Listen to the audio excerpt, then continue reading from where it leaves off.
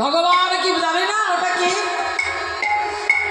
তখন আপনার পরীক্ষা করলো, তুমি ওকে কি চেনো?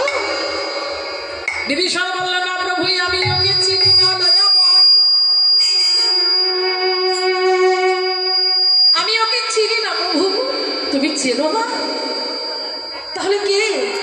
ওর রাক্ষসপুরীর কেউ হবে প্রভু। তুমি ওকে নিধন করো, ওকে ছেড়ে দিও না, ওকে বৈষ্ণব মান দিয়ে ওর সর্ব কণ্ঠে আঘাত করো। ও যেমন তেমনি মানে নিধন হবে না কেন, সর্বঙ্গে তোমার নাম লেখা। ওকে যদি নিধন করতে হয়, ওকে বৈষ্ণব মান নিক্ষেপ করো ওর কণ্ঠে।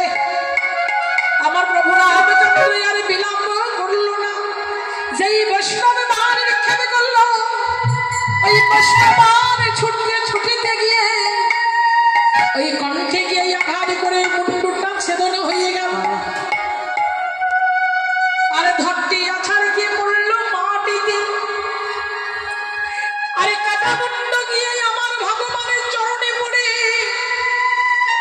ওই কাটা মুন্ড নয়নে জলে মুখ ভাসায়, নয়নের জল ঝরঝর করে ঝরছে, আর মুখে বলে জয় শ্রীরাম, জয় শ্রীরাম নাম। বলতে পারো না, সন্তানে যদি মুন্ডু কেটে যায় পিতা থাকতে পারে? বিভীষণ থাকতে পারলো না, ছুটে গিয়ে কাটা মুন্ডু বুকে জড়িয়ে ধরলো। তারণী, তারণী, একবারে কথা বল, একবারে পিতা বলে ডাও কি তারণী।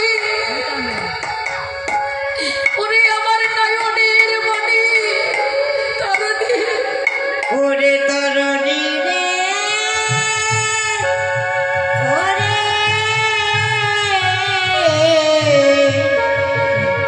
ওরে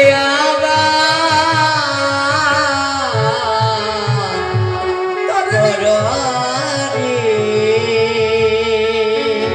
ওরে তারণী, একবার ওরে পিতা বলে ডাকি না। তারণী। একই বিভীষণ, তুমি কাঁদছো? ওই মুন্ডুটা জড়িয়ে ধরে তুমি কাঁদছো কেন বিভীষণ? প্রভু, আমি কাঁদবো না বলো? এই যে আমার 7 নয় 5 নয়, এই যে আমার একটি গাছের একটি মাত্র ফুল, একটি মাত্র ফুল আমার তারণী। প্রভু গো, তোমার মতো আমায় কিছুই ছিল না, আজ আমি তোমার চরণে আমার একমাত্র পুত্রকে আমি সঁপে দিলাম। তুমি নিজ গুণে গ্রহণ করো বিভীষণ। তুমি যে পুত্রকে আমার চরণে সঁপে দিলে, কথা দিলাম এই পুত্র আজ হইতে আমার চরণের দাস হয়ে থাকবে।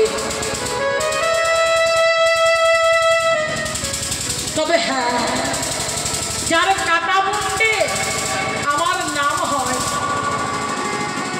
তাই এর নাম দেব কি জানো? আগত দাপরে আমি বৃন্দাবনে হব ভগবান শ্রীকৃষ্ণ, আর তোমার এই একমাত্র পুত্র হবে আমার অন্তরঙ্গ সখা। যার কাটা মুন্ডের রাম নামের ধ্বনি হয়, তাই তার নাম দিলাম আমি সুবল সখা। সুবল বাহির হয়েছিল, তাই সুবল নাম দিলাম। আর কলিযুগে গৌরী দাস, প্রতি যুগে যুগে ভগবানের দাস, এটা সামান্য ভাগ্যের কথা নয়। হরিবল হরিবল হরিবল। রাক্ষস কুলে জন্ম নিয়ে ভগবানের চরণের দাস, সামান্য কথা নয়।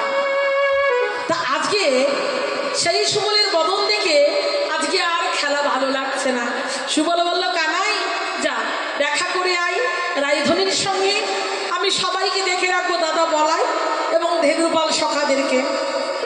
অনুমতি পেয়ে কানাই বলে, বেশ, আমি যাবো আর আসবো রায়ধনীকে দেখে।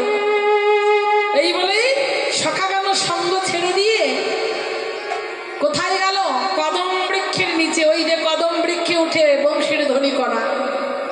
হ্যাঁ, ওরে রাধা রাধা বলি কানা